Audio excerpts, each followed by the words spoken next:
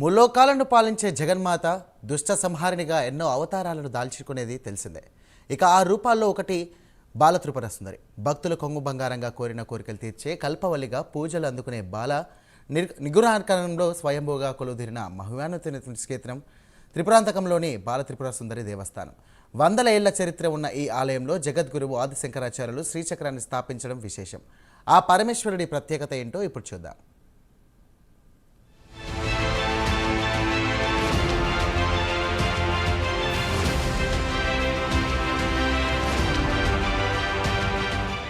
అమ్మవారిని బాలా రూపంలో పూజించే ఆలయమే బాలా త్రిపుర సుందరీ దేవి దేవస్థానం. ప్రకాశం జిల్లాలోని త్రిపురాంతకంలో కుమారగిరిపైన కనిపించే ఈ ఆలయంలో పరమశివుడు త్రిపురాంతకేశ్వరుడిగా, అమ్మవారు బాలా త్రిపుర సుందరిగా పూజలు అందుకుంటున్నారు. బండాసుర రాక్షస పుత్రులను సంహరించటానికి అమ్మవారు బాలా త్రిపుర సుందరి అవతారం ఎత్తినట్టు పురాణాలు చెబుతున్నాయి. బండాసుర పుత్రులను సంహరించుటలో మహాశివునికి సహకరించి ఆయనతో పాటు ప్రకాశం జిల్లాలోని త్రిపురాంతకంలో కొలువుదీరినట్టు అక్కడి వారు చెబుతున్నారు. మహిమాన్వితమైన ఈ పుణ్యధామం అనేక అద్భుతాల సమాహారం.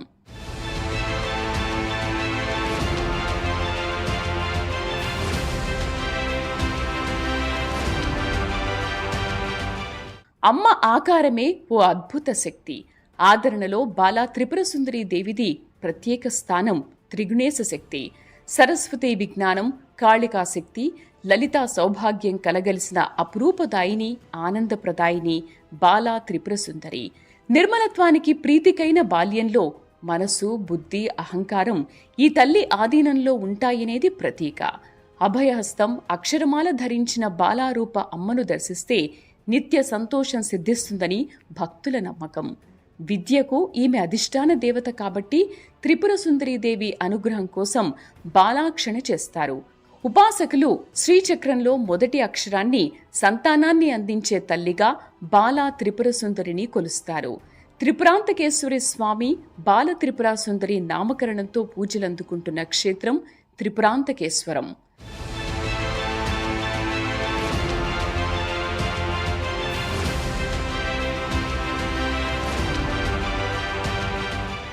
దేశంలోని ప్రాచీన క్షేత్రాల్లో ఇదొకటి. ఇది శ్రీశైలం క్షేత్రం కన్నా అతి పురాతనమైందిగా గుర్తింపు పొందింది. ఈ త్రిపురాంతకేశ్వరి క్షేత్రం స్వామి అమ్మవార్ల లీలా విశేషాలతో పునీతమైంది.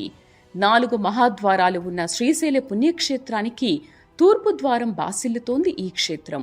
శ్రీశైలం వెండికొండకు 100 కిలోమీటర్ల దూరంలో ఈ పుణ్యక్షేత్రం ఉంది.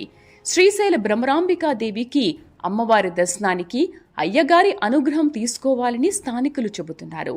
ఎక్కడైనా ఆది పరాశక్తి వెంటనే శ్రీచక్రం ప్రతిష్ఠించడం ఆనవాయితీ. కానీ దేశంలో ఏ ఆలయంలో లేని విధంగా మహాశివుని ప్రతిరూపంగా త్రిపురాంతకేశ్వరి స్వామి వారు శ్రీచక్ర పీఠంపై కొలువై ఉండడం విశేషం. అంతేకాకుండా శ్రీశైలం కంటే అతి ప్రాచీనమైన ఆలయంగా భావించే ఈ క్షేత్రంలో పార్వతీ పరమేశ్వరులు వెలిసిన వైనం ఎంతో ఆసక్తికరం.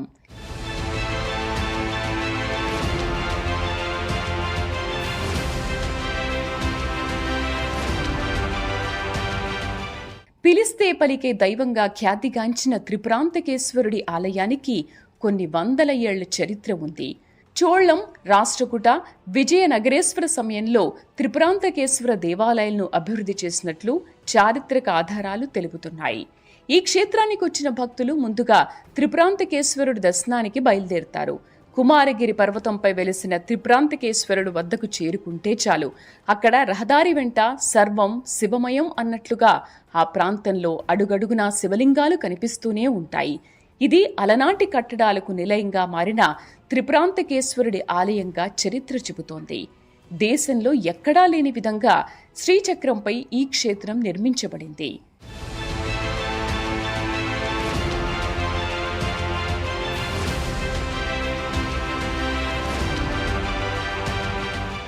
గర్భగుడికి ఎదురుగా విఘ్నేశ్వరుడు, సుబ్రహ్మణ్యేశ్వరుడు దర్శనమిస్తారు. అనంతరం శిలారూపంలో ఉన్న నందీశ్వరుడు అనుగ్రహిస్తాడు. త్రిపురాంతకేశ్వరులను సంహరించుటకు అడుగిడిన ప్రదేశమే త్రిపురాంతక క్షేత్రం. కుమార పర్వతంపై త్రిపురాంతకేశ్వరుడుగా వెలిసిన లింగం జలలింగమని, సర్వదా జలం ప్రవహించేదని స్థానికులు చెబుతున్నారు. కాలక్రమేణా ఈ లింగాన్ని నాశనం చేయడంతో దీని స్థానంలో మరో లింగాన్ని ప్రతిష్ఠించారు. దీన్ని తత్పురుష లింగమని భక్తులు చెబుతున్నారు. స్వామివారి ఉగ్రరూపంగా చెప్పుకునే ఈ లింగానికి తూర్పువైపు గ్రామాలు అగ్నికి ఆహుతినట్లు ప్రచారం జరుగుతోంది.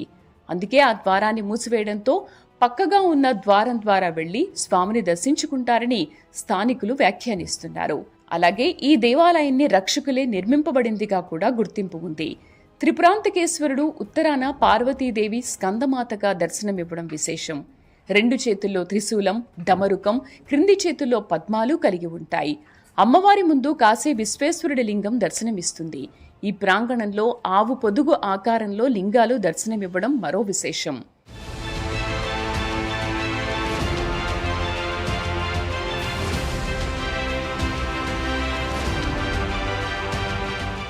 అయితే ఈ ఆలయానికి దక్షిణం వీరభద్రాలయం, ఆ పై మార్గంలో ఇష్టకామేశ్వరి దేవాలయాలు దర్శనమిస్తాయి.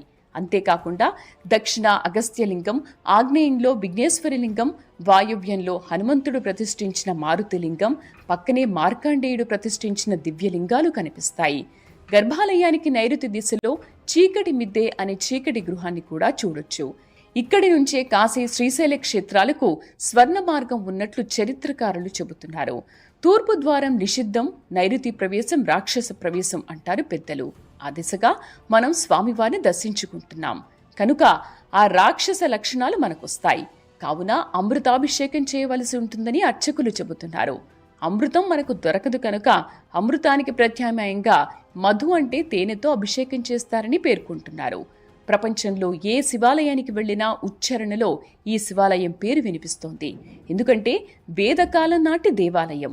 శైవ శాస్త్రీయ క్షేత్రాల్లో అత్యంత మహిమత్యం దేవస్థానంగా త్రిపురాంతకం దేవస్థానం కొనియాడబడుతుంది.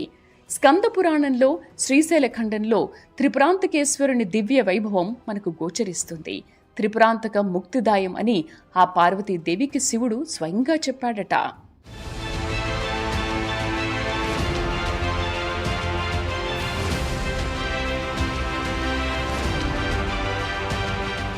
త్రిపురాసురుల్ని సంహరించు సమయంలో ధనస్సు పనిచేయక శివుడు తడబడ్డాడట. అంతర్ముఖుడు అయిన పరమేశ్వరుడు పరదేవతను ఆత్మలో ధ్యానించగా లీలా వినోదిని బాలా త్రిపుర సుందరిగా సాక్షాత్కరించింది. శివుని ధనస్సులోకి ప్రవేశించి అప్పుడు రుద్రుడు విల్లు ఎక్కుపెట్టి త్రిపురాలన్నీ ఒక సరళిలో రుద్రబాణంతో బండాసుర కుమారులని సంహరించారట. అనంతరం బాలా త్రిపుర సుందరి ధనస్సు నుంచి బయటకొచ్చి పరమేశ్వరుడు ఎక్కడుంటే అక్కడ ఉన్నారట. అప్పటినుంచి ఆయనను సేవించే విధంగా పరమశివుడి వద్ద అనుగ్రహాన్ని పొందినట్లు పురాణాలు చెబుతున్నాయి. అయితే అక్కడే రుద్రుడు వైడూర్యలింగంగా అవతరించగా ఆ పైభాగాన దివ్య జలలింగాన్ని బ్రహ్మదేవుడు ప్రతిష్ఠించాడని కూడా పేర్కొంటుంది.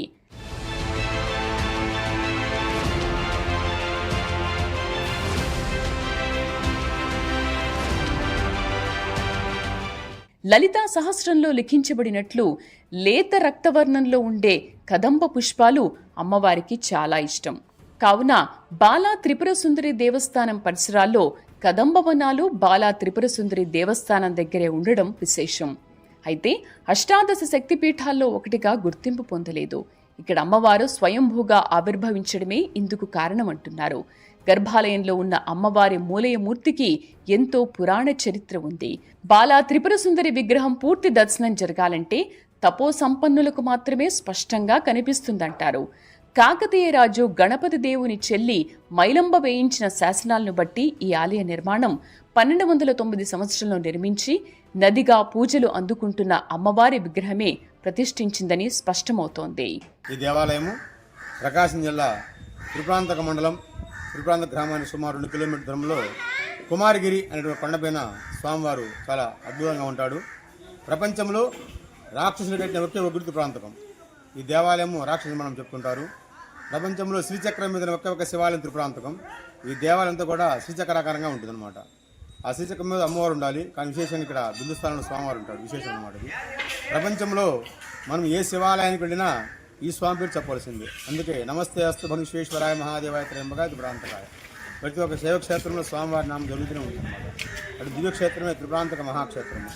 ప్రపంచంలో రాక్షసులు కట్టిన దేవాలయం చెప్తుంటాం. దీనికి విశేషం ఏంటంటే ఈ అటువంటి నిర్ధారణ ఏంటంటే ఆధారాలు మనకి ఈ క్షేత్రంలో నైరుతి వాకిలి ఉంటుంది అనమాట. తూర్పు వాకిలి ఉండదు. ఇక్కడ నైరుతి వాకిలి రాక్షస వాకిలి అని ఆ ద్వారం గుండా స్వామి చూస్తే ఆ లక్షణం మనకు వచ్చేస్తామని మనకు అమృతాభిషేకం చేయాలంటారు. అమృతం మనం సాధించలేం కాబట్టి ఇక్కడ మధు అనగా తేనాభిషేకం, తేనె తీర్థంగా ఇస్తారు ఒక క్షేత్రం మాత్రంగా.